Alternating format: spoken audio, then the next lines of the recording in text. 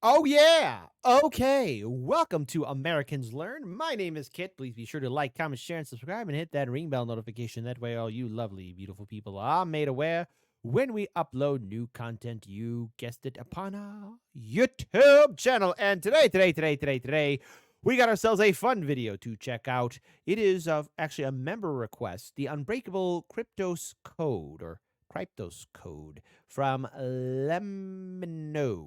All right, so fascinating. Always happy to learn something new. Always happy to be sitting around at anyone's table. You know, no matter where you stand politically, socially, economically, spiritually, psychologically, just don't be crazy on me.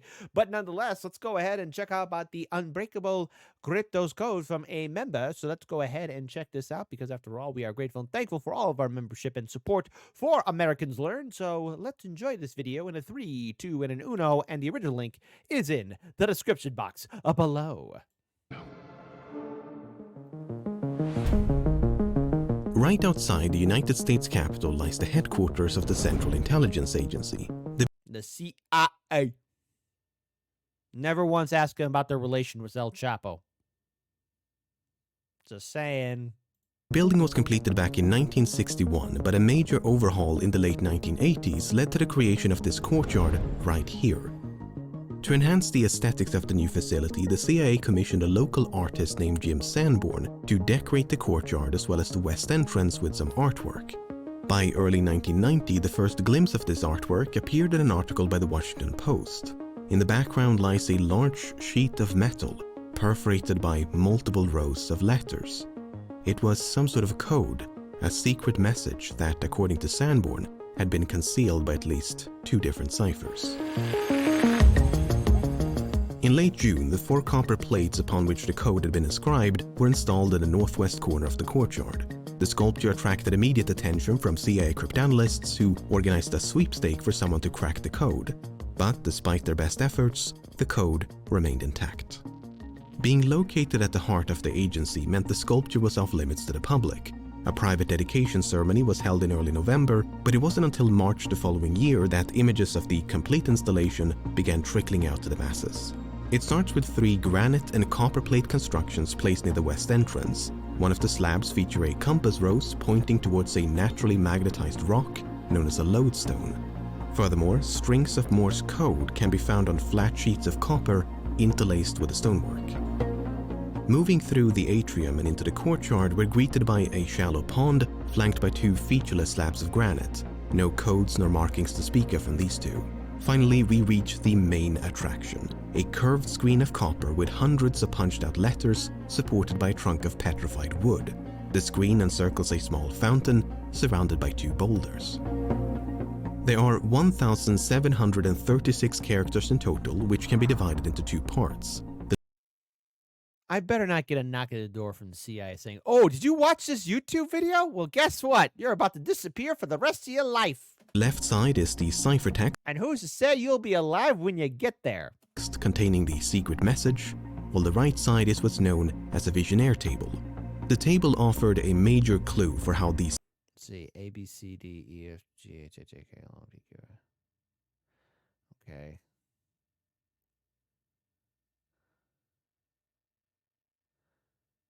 Uh-huh. Oh, boy, I'm already getting confused.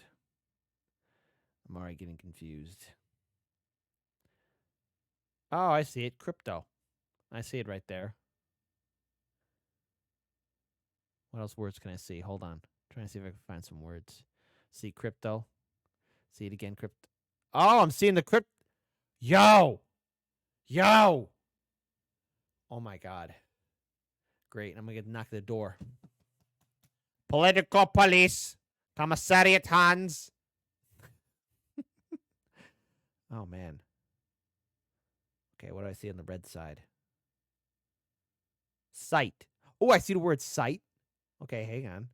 Me. What else? Come on, brain, work.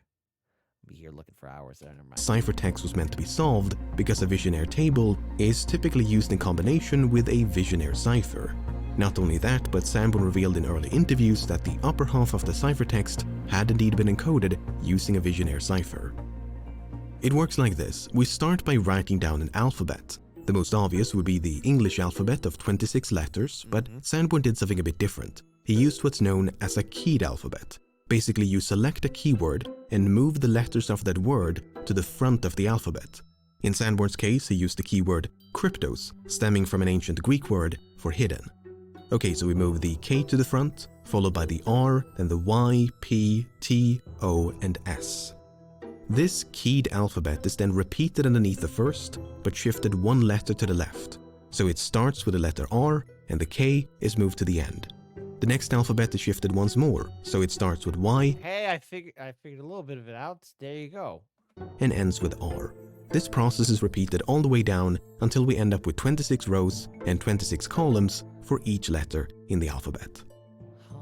Alright, so that's how you construct a Visionaire table using the keyword Kryptos.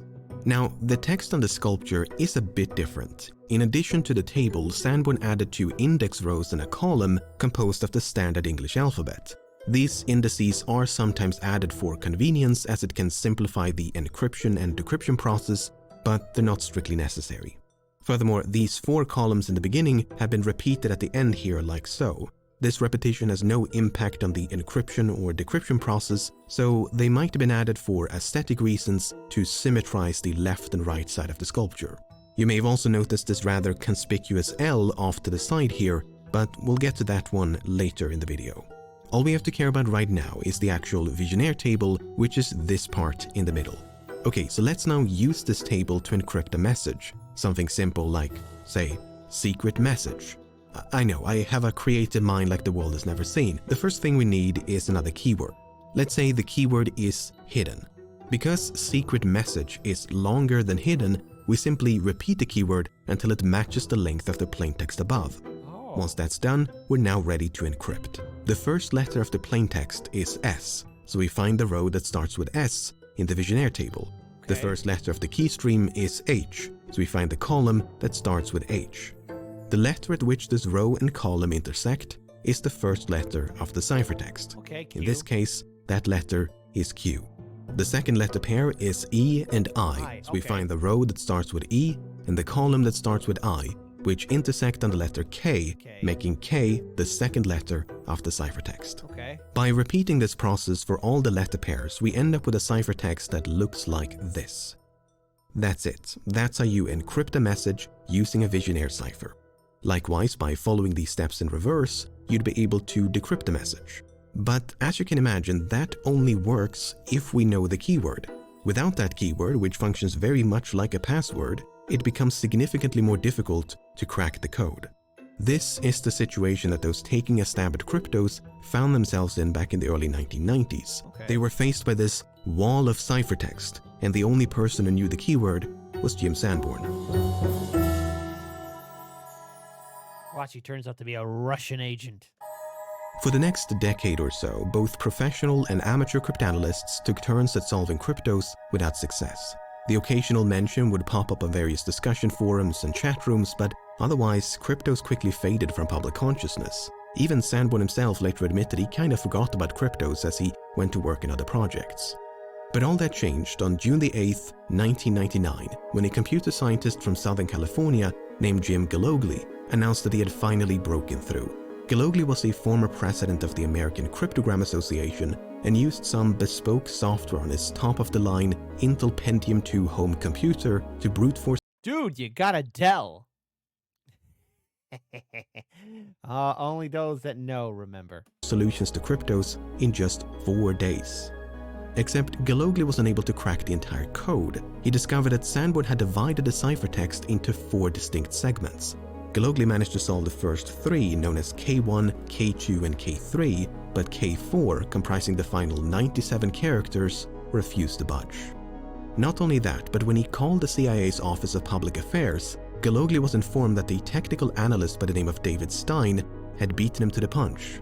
Equipped with nothing but pencil and paper and minimal knowledge of cryptology, Stein had spent the better part of a decade tinkering away at Kryptos before finally cracking the code in early 1998. Weirdly enough, this was reported as early as November of that year, many months before Galogly made his announcement, yet barely anyone seems to have noticed.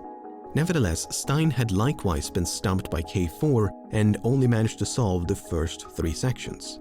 But as it turns out, Stein was not the first to solve it either. In the wake of Galogli's announcement, it came to light that members of the National Security Agency had secretly solved The NSA. They're listening to you on your smartphone, shell phone, iPhone. K1 through K3 all the way back in 1992. Few details were given at the time, but their efforts were later outlined in a series of declassified documents. So let's now take a look at how the NSA partially solved Kryptos. Sometime in late 1991, a group of NSA cryptanalyst interns were given a tour of CIA headquarters. They took an immediate interest in Kryptos and, upon returning to NSA headquarters, formed a small study group to try and crack the code. While the ciphertext is composed of 865 letters, there are also 4 question marks. The assumption made by members of the study group was that the question marks divided the code into 5 segments. But after a few days of trying, this assumption failed to yield results. They wrote of one segment that it seemed to be a completely random system that would be very difficult to break, and had no idea how to approach K4. As if placing a curse upon all future code breakers, they wrote, "This part may be unbreakable." About a year later, in early November 1992, the CIA officially challenged the NSA to solve Kryptos. The challenge was accepted by 4 veteran cryptanalysts who began making headway almost immediately. Unlike the previous group, they ignored the question marks and instead turned their attention to something known as frequency analysis. It works like this. Every language uses certain letters more frequently than others. In English, the most frequent letter is E, while letters like That's right. A-E-I-O-U and sometimes Y. Good luck in trying to write something without the letter E. X, Q, and Z are among the least common. So if we count the letters in a piece of English text, like, say, the beginning of the Wikipedia article about cryptography, again, creative masterminded work here, we'd expect to find a lot more E's, T's, and A's than B's, Z's, and K's. Sure enough, that's exactly what we find. 42 E's and not a single K. The beauty of this approach is that it works even if the letters are scrambled. After all, we're only interested in the frequency of letters, not their positions. So even if we turn our Wikipedia sample into gibberish by rearranging the letters, we still get the exact same result, hinting that this text was originally written in English. In cryptology speak, this method of encryption is known as transposition. A transposition cipher will transpose or move characters around, but otherwise leave them unchanged. It differs from a substitution cipher, which, as the name suggests, can substitute or replace characters. We've already seen an example of this with the Vigenère cipher, where letters are supplanted by new ones according to a Vigenère table. This substitution of letters will often render frequency analysis far less useful, if not outright ineffective. Alright, back to Kryptos. What the NSA cryptanalysts did was to simply count all the letters in each row of the Kryptos ciphertext. Once they were done, they found that rows 15 through 25 produced a frequency count that strongly resembled English. Notice, for instance, how there are plenty of E's and T's, but not a single J nor Z. In other words, this middle portion of Kryptos had probably been encoded using a transposition cipher, while the rows above and below had probably been encoded using a substitution cipher. By this point, the NSA team assumed the ciphertext had been divided into 3 segments and felt pretty confident this upper portion was the Vigenère cipher, as Sanborn himself had publicly stated. So the next logical step was to try and suss out the keyword. There are a few different ways to go about this, but a common one is to exploit certain repeating patterns left behind by the encoding process. Remember how in a previous example the keyword hidden was repeated until it matched the length of the plaintext? Well, that repetition can reveal information about the length of the keyword. Imagine we wanted to encode the message "ideal concealment of many documents" using the keyword mystery. The resulting ciphertext would look like this. Notice how the string EAL becomes WTP both here and here. Likewise, the string MENT becomes DCZR both here and here. This only happens when there's an alignment of letters in both the plaintext and the key stream below. ENS becomes W, ENS becomes W, MNR becomes D, MNR becomes D, and so on. In other words, identical pairings will always produce the same letter. So imagine now that we only had the ciphertext. We'd quickly notice the repetitions of the letters WTP and DCZR.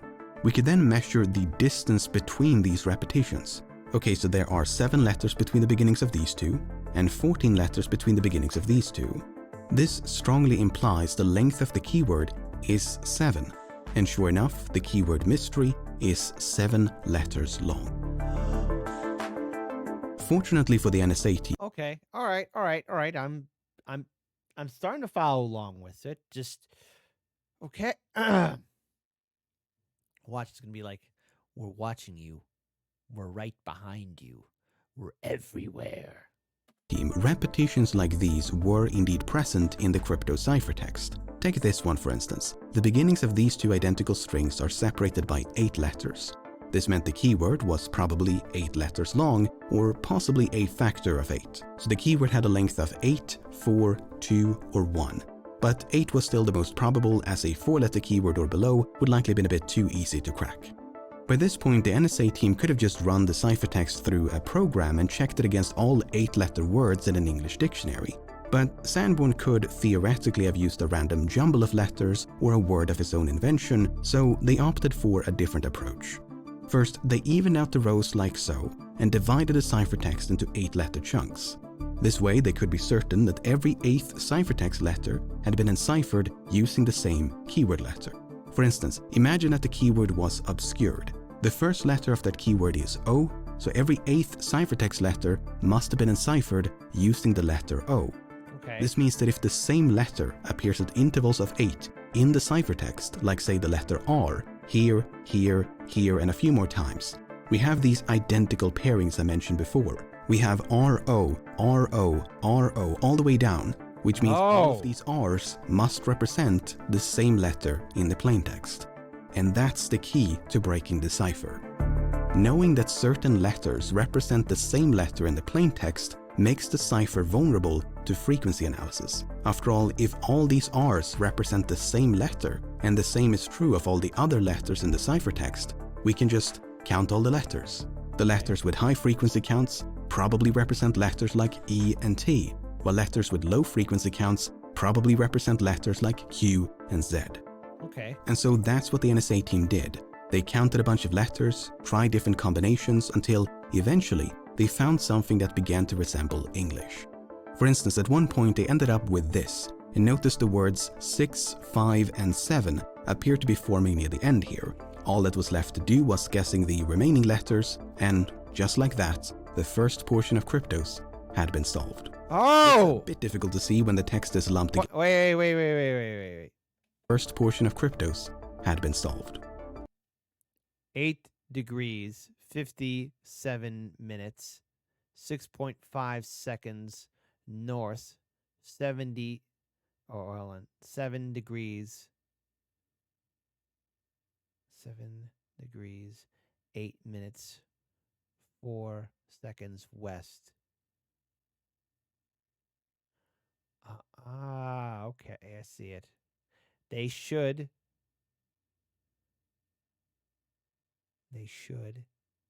It's buried out there somewhere.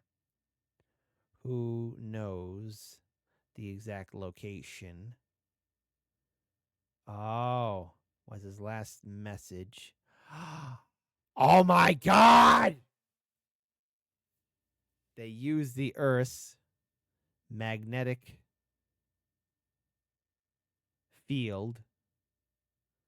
The information was there and okay. It's a bit difficult to see when the text is lumped together like this, but if we add some spacing between the words, it becomes a lot. It was totally invisible. How's that possible? They used Earth's magnetic field X to form information.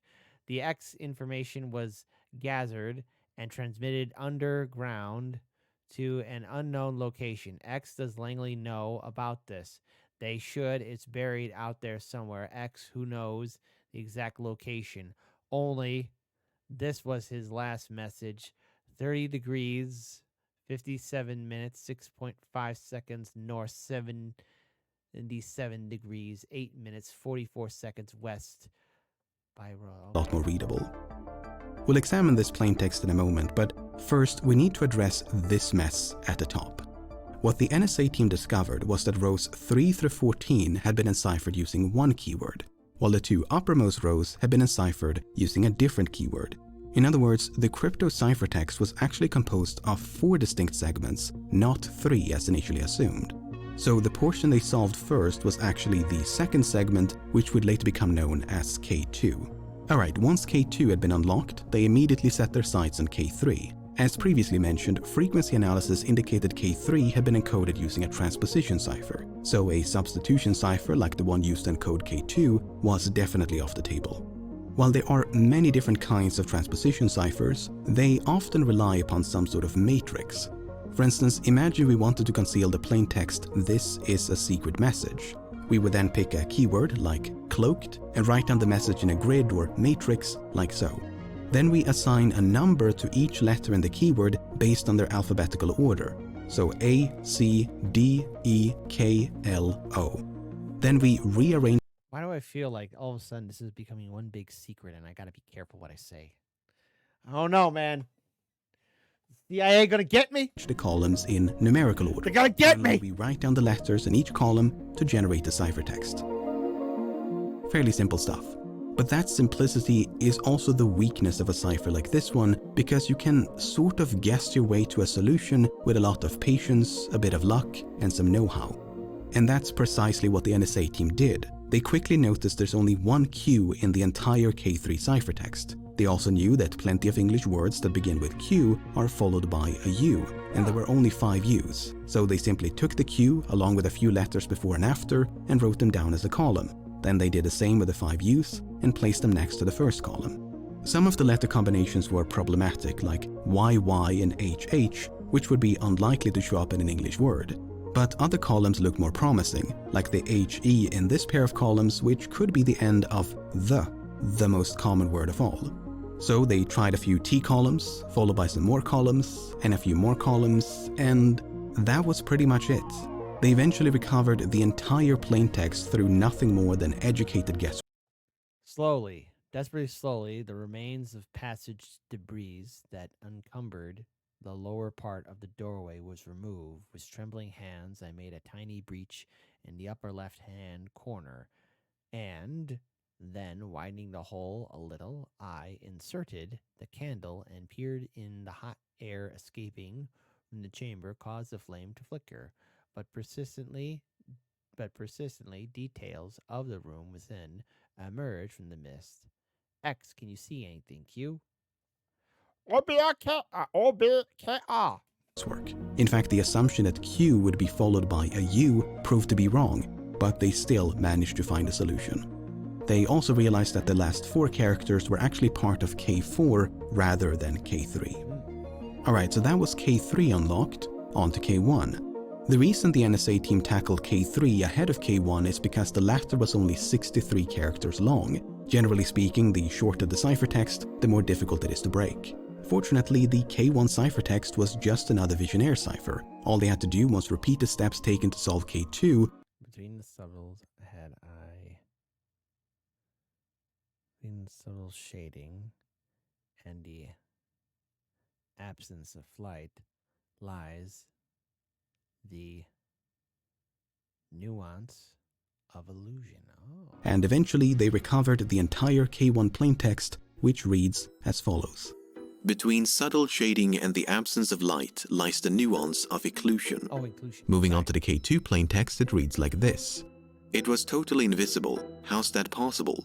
They used the Earth's magnetic field, X. The information was gathered and transmitted underground to an unknown location, X. Does Langley know about this? They should, it's buried out there somewhere, X. Who knows the exact location? Only WW. This was his last message, X. 38 degrees, 57 minutes, 6.5 seconds north. 77 degrees, 8 minutes, 44 seconds west. ID by Rose. ID by Rose. Finally, we have the K3 plaintext, which reads as follows. Slowly, desperately slowly, the The remains of passage debris that encumbered the lower part of the doorway was removed with trembling hands. I made a tiny breach in the upper left-hand corner, and then widening the hole a little, I inserted a candle and peered in. The hot air escaping from the chamber caused the flame to flicker, but presently, details of the room within emerged from the mist. X. Can you see anything, Q? Alright, so what the hell does any of that mean? Well, Something out there. something that immediately stands out is how all three segments include exactly one misspelled word. In K1, the first L in illusion has been replaced with a Q. In K2, the O in underground has been supplanted by a U. In K3, the word desperately is missing the third E and has had the second E substituted for an A. The prevailing belief within the Kryptos community is that these typos are deliberate. They're typically perceived as some sort of clue, and Sanborn has indeed implied or outright stated that that's the case on multiple occasions. Now, it could be illusion with a Q, but it's a very telling phrase as far as an artist's ability to make a code. It's a clue. It is what it is. However, Sanborn has also A blues clue. made statements where it almost sounds like he's only pretending as though the typos were deliberate. Why did you put deliberate misspellings in some of the clues? That's an ancient tool for making codes more difficult to crack. Saying I was sloppy is a good way of saying it. I didn't take tremendous care in what's been deciphered already, because it was... If you want to say it's intentional, because it makes it harder. It's unpredictable. Unpredictability is one of the strengths of difficult code, and I wanted to be as unpredictable as possible. Looking at the overall meaning of the plaintext, it's, well, difficult to parse, and according to Sanborn, that's very much by design. They will be able to read what I wrote, but what I wrote is a mystery itself. So great, there's something buried out there. It's the pirate's gold. I'm gonna get it. There's still things they have to discover once it's deciphered. There are things in there they will never discover the true meaning of. People will always say, what did he mean by that? What I wrote out were clues to a larger mystery. The K1 plaintext is very short, but seems to be alluding to shadows and how they're illusions formed by the absence of light. Light and shadow is a common theme in Sanborn's topography, so perhaps some sort of pattern will form. Oh, great. So there's a pattern when a light goes through. Sort of like with Legend of Zelda, Breath of the Wild, or Tears of the Kingdom, when you got one of those puzzles to solve. God, that's a fun game. When the sculpture Or games, to be precise. is struck by sunlight at just the right angle or something to that effect. There are encoding systems which use pattern, light and shadow, and it's those kinds of systems that I was most interested in using because I'm an artist. The K2 plaintext is a bit more straightforward by plainly stating that something was buried at these coordinates, which point to a location a few meters south of the sculpture. But in 2013, Sanborn apparently confirmed that what he buried at this location has since been removed. According to a summary of a post-convention dinner attended by Sanborn, the item was a bronze geodetic survey marker made by the United States Geological Survey. Oh. They're typically used for things like topography and measuring the distance between locations. That being said, it sounds like the survey marker was only meant to elucidate the meaning of the final plaintext rather than offer clues for deciphering the code. Do you have to be on the CIA grounds in order to solve Kryptos? No. So just by reading the text taken from Kryptos and posted online, you can solve the puzzle. Well, yeah, that doesn't mean that what I've said in the piece doesn't do something physically there at the agency. You have to decipher the piece and then go to the agency and find that place. Looking at the rest of the K2 plaintext, it makes reference to something invisible and using the Earth's magnetic field. This could be alluding to a compass, which in turn could be a reference to the compass rose etched into the stonework by the west entrance. The remaining portions seem to be about the survey marker. It was buried or transmitted into the ground at an unknown location, followed by the coordinates of that location. Furthermore, Langley is a nickname for the CIA because it's based out of Langley, Virginia. Yes, of course. Hey, you out about Langley? And Sanborn has confirmed that WW is a reference to former CIA director William Webster. Sanborn once said the K2 plaintext was meant to look like an interrupted radio transmission. It's not uncommon for the letter X to denote periods in radio communications, and Sanborn has confirmed that that is indeed what the multiple X's sprinkled throughout the plaintext are meant to represent. The I didn't know that. Well, anyways, that's why it's called Americans Learn, Bedoy. only real question mark surrounding the K2 plaintext is this final sentence, ID by Rose. But we'll circle back to that one in a moment. The K3 plaintext is a lot easier to parse because it's just an extract from the 1923 book The Tomb of Tutankhamun. It recounts the moment British archaeologist Howard Carter stumbled upon the tomb of the ancient Egyptian pharaoh Tutankhamun. Also known as King Tut, or as further analysis realized, that guy was horribly inbred. What a horrible and unfortunate existence that was. I mean, everyone wants to say, oh, I would love to be a monarch. I'd love to be a king. No, you would not. Especially those Egyptian pharaohs. If you ever want to look up the autopsy of King Tut, I mean, he was in pain. And somehow he was a divine god. He's probably thinking in his mind, oh, so my priests are calling me a divine god? I sure don't feel like it because I didn't get that memo. And that's why we're true Romans. Sanborn later explained that he included this passage because he wanted to instill in the solvers of Kryptos a semblance of the exhilaration experienced by the Egyptologists. The only thing that doesn't make much sense about the K3 plaintext is this final Q. It's not in the source text and it just looks out of place. Some have speculated it's a reference to a character like Q in the James Bond franchise or the godlike Q in Star Trek because it sounds like the question is addressed to someone named Q. Sanborn did once Q, I need you. By the way, my favorite Star Trek is Star Trek Deep Space Nine. Why? Because Q only showed up there once. And Captain Benjamin Sisko knocked him out. And Q said, oh, you hit me. Picard never hits me. And Sisko said, I'm not Picard. I got to tell you, that's why I'm for Federation. You know, listen. First of all, you could be with Kirk, going on all adventures. You could be with Picard doing diplomacy. You could be lost in the galaxy with Captain Janeway. But no. You know what class I take? I'm a full-on scholared graduate, magna cum laude of Benjamin Sisko's class. Federation history. X. If you got the reference, I love you. Briefly referenced Star Trek in an interview, but it doesn't sound like he's the kind of person to include a pop culture reference in his work. The NSA cryptanalysts were able to solve K1 through K3 in as little as 2 days, although some documents suggest it took them at least a month. But despite their best efforts, the final 97 characters proved too much of a challenge. Given the suspected cryptography, the last section is too short to solve without diverting a great deal of effort from operational problems. After Jim Galogli's independent solution received widespread media attention in 1999, thousands more joined the fray and began tinkering away at K4. But in spite of this renewed interest, the final 97 characters have resisted all attempts at decipherment. As indicated by the NSA, part of what makes K4 so difficult is its length. At 97 characters, it's the second shortest segment behind K1. On the bright side, K1 was eventually solved, so it's not like K4 is prohibitively short. I mean, it's not like it's literally unbreakable. Wait, it is possible to solve, right? It's a question that invariably shows up in any discussion about Kryptos. What if Sanborn just threw together a bunch of random letters at the end to keep people guessing forever? I mean, it's a great way to extend the longevity and relevance of an art piece. What were you trying to achieve with the sculpture? A long viewing existence. I mean, any artist wants to make a piece that endures.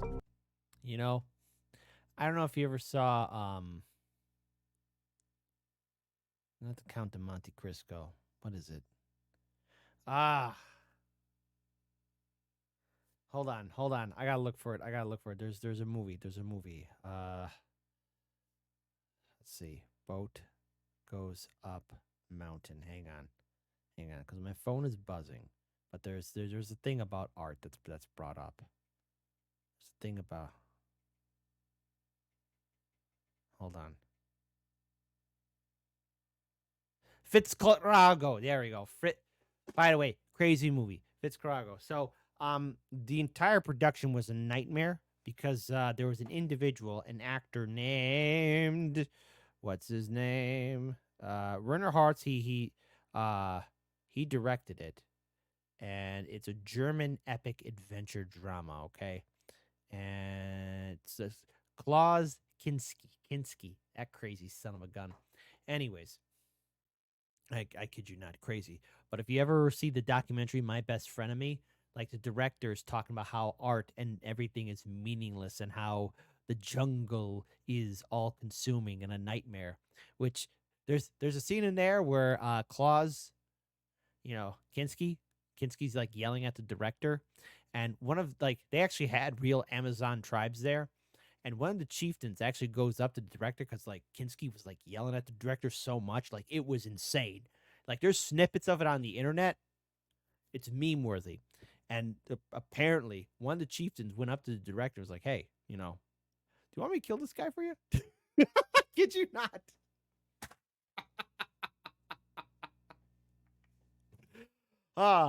Art. So beautiful. So delicious. I made it out of copper and stone basically, but what seems to have endured is the content and the code, and I mean in that respect it succeeded beyond my wildest dreams, because as the code is disclosed slowly, which was a plan, it seems to be staying in the spotlight, which is great.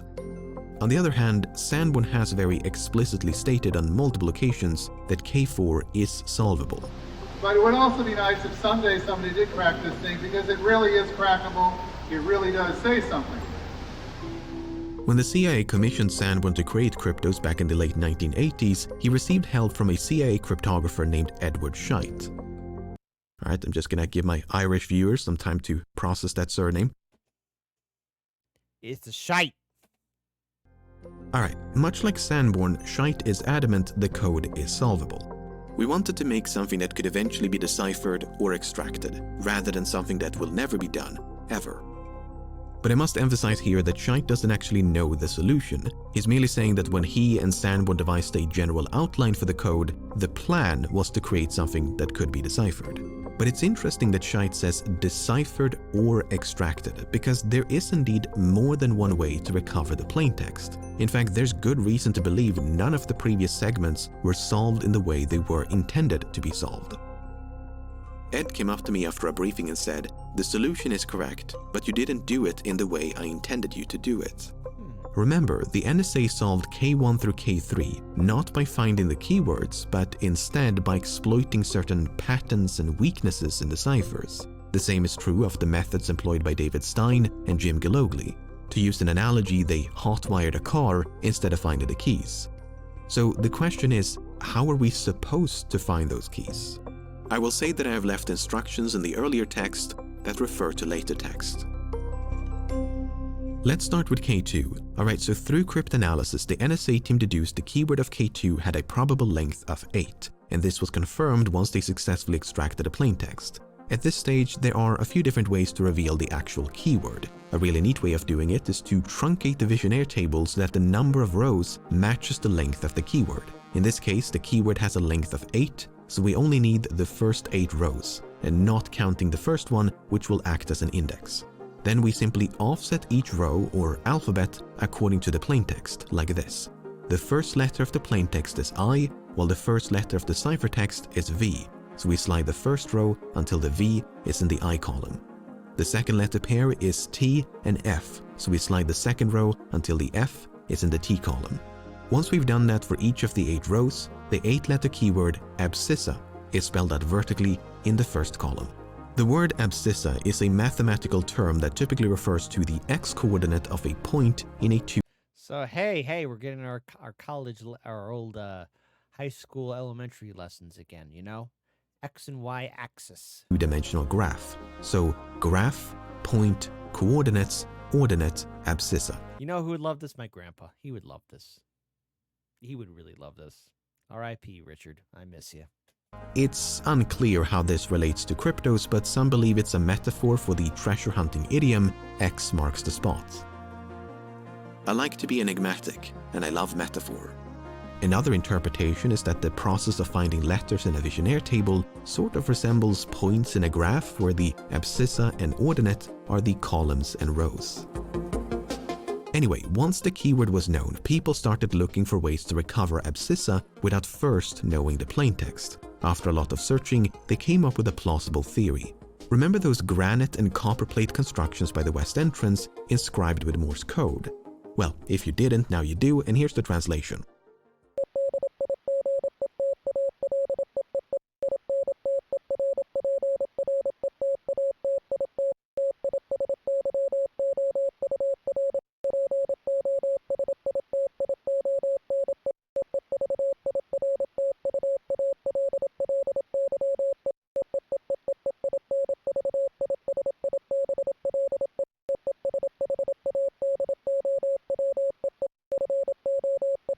I'm getting scared here.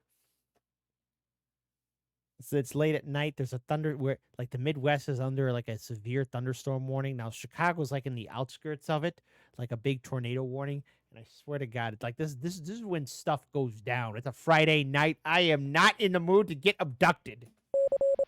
Like, I don't want to. Okay, talking about forces now.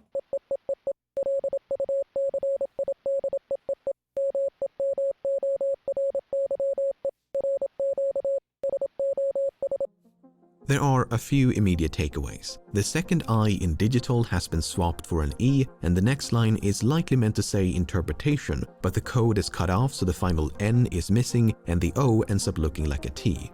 Digital interpretation could mean there's some sort of digital component to solving Kryptos, which is consistent with a comment made by Sanborn. As a visual artist, I like to rely on systems that include visual as well as digital material that can be deciphered by machines. T is your position could mean a lot of things. According to some Kryptos enthusiasts, Sanborn once told them the Morse code actually continues underneath the blocks of granite, so the full sentence could be something like, "What is your position?" Virtually invisible is similar to the first line of K2, while shadow forces is reminiscent of K1. As for lucid memory, RQ, SOS, and the 27 seemingly superfluous E's, who knows? Alright, so that's what the Morse code says. Now back to the keyword search. If we take the last 4 letters of virtually and the first 4 letters of invisible and use LEMMiNO as a keyword for K2, we find the word abscissa spelled out right here. The reason this works is because the sequence LEMMiNO also appears in the K2 plaintext in the phrase totally invisible. We're basically using part of the plaintext to reveal the keyword instead of using the keyword to reveal the plaintext. In fact, this works with any 8-letter sequence of the plaintext as long as it's offset at intervals of 8. So if we use the first 8-letter sequence, "it was taught," we'll get abscissa here. If we use the next 8-letter sequence, LEMMiNO, we get abscissa here. Using the third sequence, Siebel how, we get abscissa here, and so on. Presuming this was intentional and Sanborn didn't just happen to use 2 similar phrases without realizing one could accidentally expose the keyword of the other, It was totally invisible. How's that possible? To use the Earth's magnetic field, X the information. Okay, X the information was gathered and transmitted underground to an unknown location. Does Langley know about this? They should. It's buried out there somewhere. Who knows the exact location? Only WW. This was his last message. 38 degrees, 57 minutes, 6.5 seconds. North, 77 degrees, 8 minutes, 44 seconds west. ID by Rose. Digital interpretation. What is your position? Virtually invisible. Shadow forces. Lucid memory. SOS. it's still unclear how we were supposed to know to rearrange part of the Morse code to read LEMMiNO as opposed to any other sequence of letters. Another option is to take this one E at the end of virtually and move it to the front. Then we ignore the 6 E's at the beginning of the next line and append invisible. Plugging that in as a keyword will also produce abscissa because the first 8 letters act as padding to ensure LEMMiNO falls into place. In fact, we can use any 8 letters before LEMMiNO and it works just the same. But again, it's unclear how someone was supposed to deduce that those specific letters had to be organized in that specific way. Sure, Sanborn might have expected us to simply guess by trying different Morse code fragments and successively prepending them with letters. There's even a cryptographic term for this technique, which is crib dragging. But it would still have been nice to have at least one Crib. You know what? Crib dragging. I swear to God, if they put in like crib walk, that would be funny. solution that relied exclusively on clues and deductive reasoning rather than tedious guesswork. As far as I can tell, Sanborn has never confirmed whether abscissa was supposed to be acquired in this way, but it's the least convoluted theory for the time being. Moving on to K1, the suspected keyword length was 10, and sure enough, if we modify the Visionaire table like before, we find the 10-letter keyword palimpsest spelled out vertically in the first column. A palimpsest is a reused manuscript or document. If you erased the text from the page of a book and wrote new text in its place, that's a palimpsest. It's a word that fits the theme of Kryptos in multiple ways, not least of all because the curved copper screen resembles a scroll or the flowing page of a book. Another interesting find is that the combined letters of palimpsest and abscissa can be used to construct the anagram P.S. It's as simple as ABC. Anyway, unlike the keyword for K2, no one really knows how palimpsest was supposed to be found. The only half-decent theory seems to be one that relies on palindromes within the Morse code, which is when a sequence of letters reads the same forwards and backwards. The idea is to take some of these palindromes, while ignoring others, and to then stack them in a particular order to form the word palimpsest. But the process feels very contrived, so I'm not going to go into detail here. You can check out the references if you want to learn more. Moving on to K3, things get a bit tricky because there's more than one way to recover the plaintext. The easiest one is so simple it's almost laughable. All you have to do is count every 192nd character. That's it. 1, 2, 3, 4, 5, 6, 7, 8, 9, 10, 11, 12, 13, 14, 15, 16, 17, 18, 19, 190, 191, 192. The first letter is S. 1, 2, 3, 4, 5, 6, 7, 143, 144, 145. If we reach the end, we just loop back around and keep going. 146, 147, 148, 149, 150. That's 4. 190, 191, 192. The second letter is L. Keep going like that and you'll recover the entire K3 plaintext. Slowly, desperately, slowly the remains. There are a bunch of other decryption methods I could explore here, including one that quite convincingly utilizes the keyword Kryptos. But there is one method that's not just theory, but actually has some evidence behind it. In 2013, Sanborn released this encoding chart, which he used to encode the K3 plaintext. It's very low resolution, but notice what looks like an arrow in the lower left-hand corner. For many Kryptos enthusiasts, this all but confirmed what they had long suspected, namely that the K3 ciphertext had been generated by simply rotating the plaintext. It works like this. First, we write down the K3 plaintext in a 42 by 8 grid. That's 42 characters per row across 8 rows. We then rotate the text 90 degrees clockwise. Using this new orientation, we write down the characters, row by row, in a 14 by 24 grid. You'll notice the text now matches the encoding chart, and all we have to do to generate the K3 ciphertext is rotate the text. Now, by the way, folks, listen, I want to be clear on this. I'm listening, but I'm not going to sit here and be an armchair general, okay? You know what I feel like? I feel like when, for those that remember when the big question of who shot Mr. Burns? And like that was a big season finale cliffhanger for The Simpsons. And then when the season premiere came out, like who shot Mr. Burns? And like there were people trying to solve the mystery. And I think Smithers was wrongly, arrested. And Sideshow Mel decided to solve the puzzle. And Krusty the Clown followed him. And Sideshow Mel was a detective, and he was like, "Listen, follow me." And as soon as he goes inside the police station, Mel's the one in charge, and Krusty's like, hey, that's how I feel like. I feel like the guy that's just like, okay, yeah, I'll follow you, man. Like, this is my associate, Kit Cabello. I'm like, hey, I'm just here for the ride, man. Oops. Once more. There you go. The encoding chart even has the word end written in the corner here to mark the end of the ciphertext. But there is one problem with this approach. It leaves out the question mark at the very end of K3. Notice how it's not included in the encoding chart.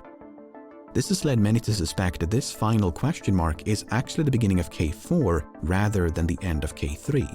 Now, an argument against that is that the source text of K3, the Tomb of Tutankhamun, does end with a question mark, and it would of course make a lot more sense for a question mark to fall at the end of a sentence rather than the beginning of one. Sanborn has repeatedly refused to answer whether it belongs to K3 or K4, but has confirmed that it's nothing more than a question mark. Presuming it does belong to K4, the fact the question mark appears at the beginning might be a clue that K4 is written in reverse.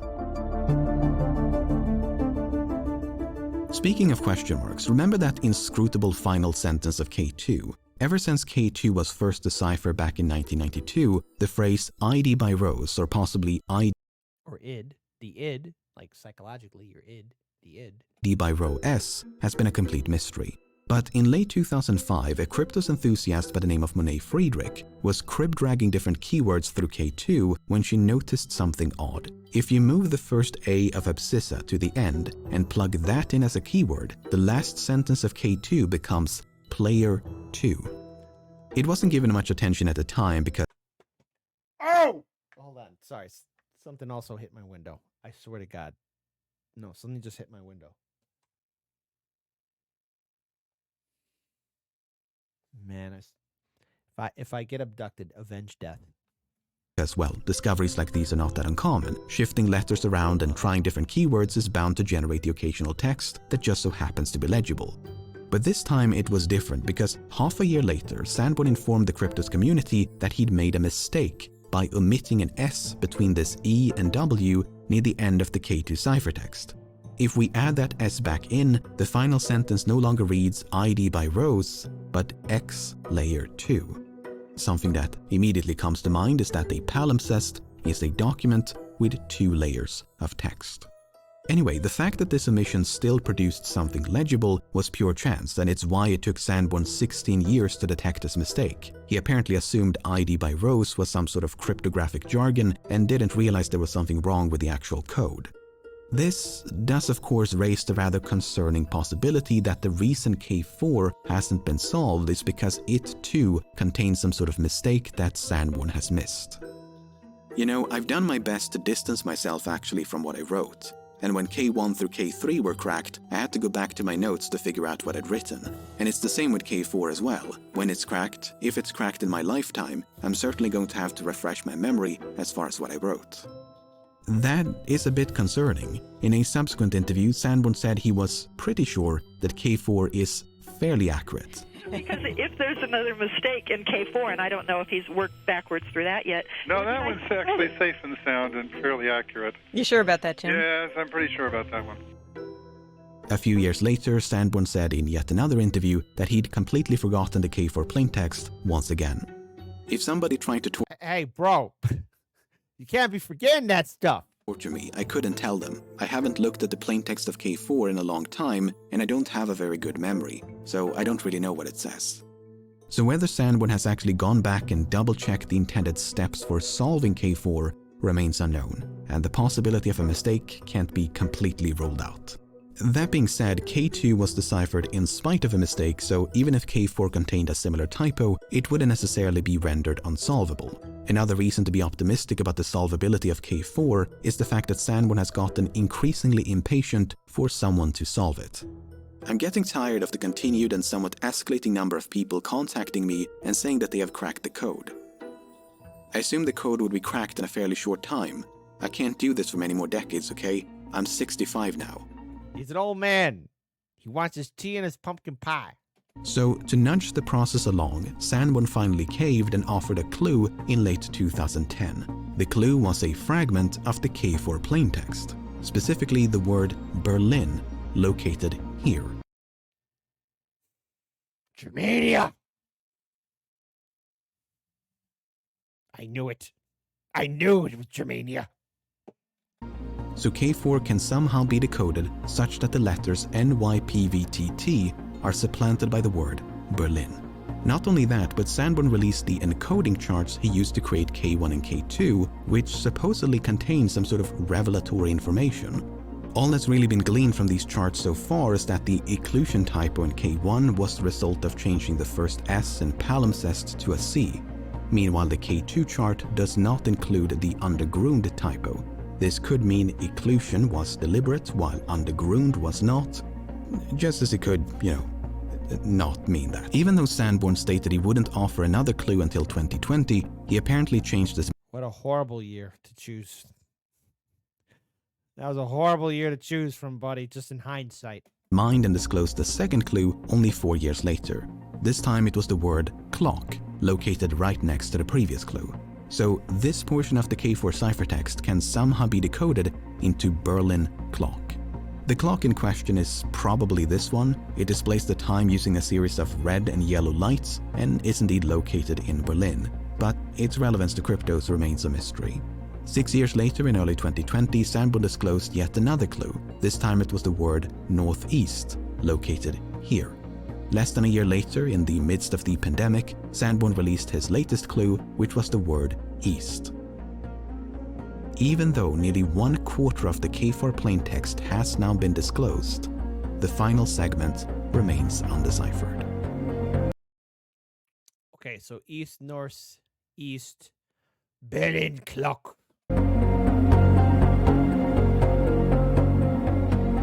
Something I've learned about Kryptos over the past few months is that everything you can think of has already been tried. I mean, not literally of course, but that's certainly what it feels like. There were so many times during my research where I had an idea for how it might have been done, only to find that someone already tried that some 20 odd years ago. I mean, we're talking thousands of people trying every conceivable permutation of every conceivable cipher for over 30 years. It's especially impressive considering Sanborn is not a cryptographer and, at his own admission, is bad at math. Take that, eggheads. I am what I like to refer to myself as an anathemath, which means I am afraid of mathematics. I do not have math skills. I was taught physics, but only baby physics. I was taught math in summer school because I didn't pass math in high school. So basically, there are other ways to make codes rather than using algorithms, the bane of my existence. Instead, he's an artist with a background in archaeology who somehow managed to create a code that's withstood billions upon billions of cracking attempts and even stumped the NSA. On the other hand, the fact that Kryptos was made by a non-expert and does not require advanced mathematics makes it all the more likely for a layperson to solve it. If anything, a creative and artistically minded amateur may actually have a better chance of solving K4 by thinking outside the box in a way that computer algorithms and professional cryptanalysts may struggle to do. The interesting thing is I try to minimize the need for math. If someone had math, then okay, that's an avenue for that person. But sometimes, this sounds bad, you can know too much and miss it. One of the leading hypotheses entertained by the NSA back in the early 1990s was that K4 had been enciphered not just once, but multiple times over.